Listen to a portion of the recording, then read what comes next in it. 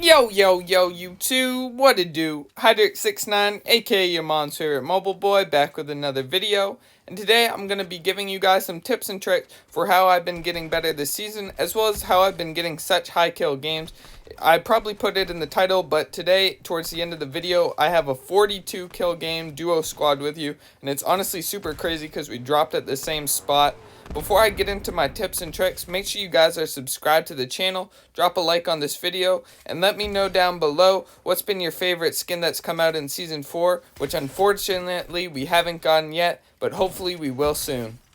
Something I highly recommend for you guys loadout wise is make sure you're taking RPGs if you're playing solo squads. If you guys are trying to break your kill records, solo squads right now is definitely the move. I've actually been finding solos a bit difficult, definitely not as easy as solo squads. There's at least, I would say, at least you'll run into 5 good fights or 5 good players when you play solos, but with solo squads for the most part it's basically just like AIs or bots that aren't very good at the game.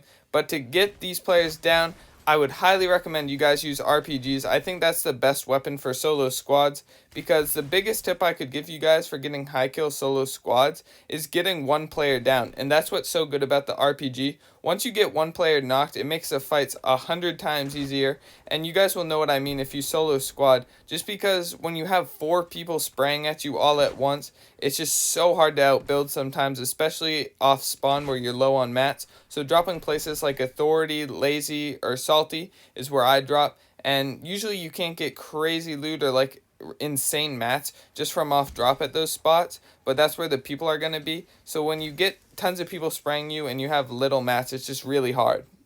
The technique I use for solo squads, which you guys should be using as well, is always go for the worst player or who's ever taken the most damage. So once you get that knock, like I was saying, that's really the key in winning most solo squad fights, because then the other players kind of have to communicate. They don't know what to do. Should they heal up? Should they keep spraying? So that's really the key. Once you have one down, then focus who's like the worst player next, and then just go for who's ever lowest on HP, and this will help you win a lot more fights and really knock out squads quickly. When going for solo squad and high kill games in general, try and do your best to avoid build fights. Build fights can take so long, especially when you're with good players.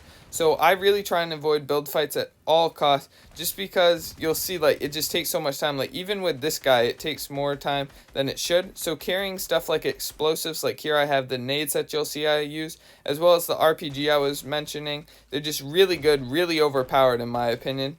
As well as make sure you're using the rapid fire. You guys will see I took that over a shotgun here, and it's honestly kind of ridiculous. Like, if you'll watch the video, watch the entire gameplay, because you'll see at sometimes it's like it almost just finds the players for you, and the headshot is honestly insane because it'll just find the head for you and just lock in. I don't know if it's like a thing with mobile, like the aim assist, but it's so good on mobile.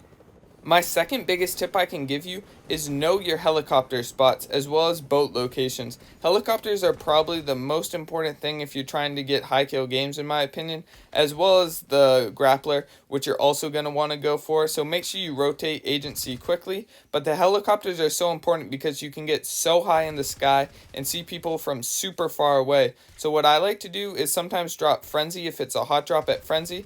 Try and wipe out everybody there. Usually you can get at least one squad, so I would say off Frenzy you should be looking for about 4 to 8 kills, and then going to the helicopter spot right behind Frenzy. It's not very far, and then from there it's a super quick rotation to agency, where usually the people are still in the vault or they haven't got jewels yet, so it's pretty quick. You can get the grappler and then you can just rotate out of there really quickly.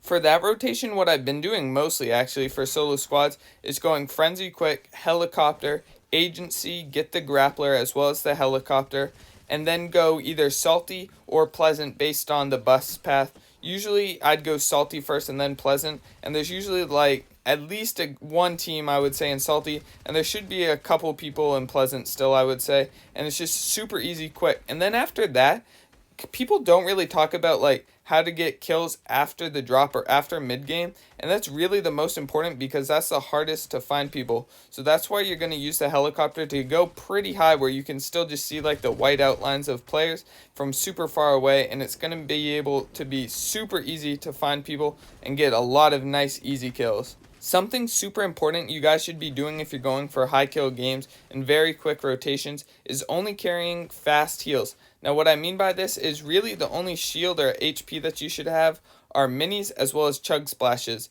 Big pots and medkits just take too long to use, and honestly, I don't even know why I picked them up in this loadout here because you're never really going to use them. It just takes way too long, especially when you're just trying to go from spot to spot quick.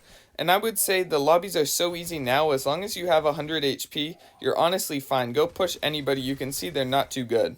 That's going to be it for me. Let me know if this helps you guys out, and if you guys get a nice kill record after this, let me know how many kills you got. Hope you guys enjoyed this video. Honestly, pretty crazy. 42 kills dropping at the same spot. I think that might be a new duo squad record. Peace!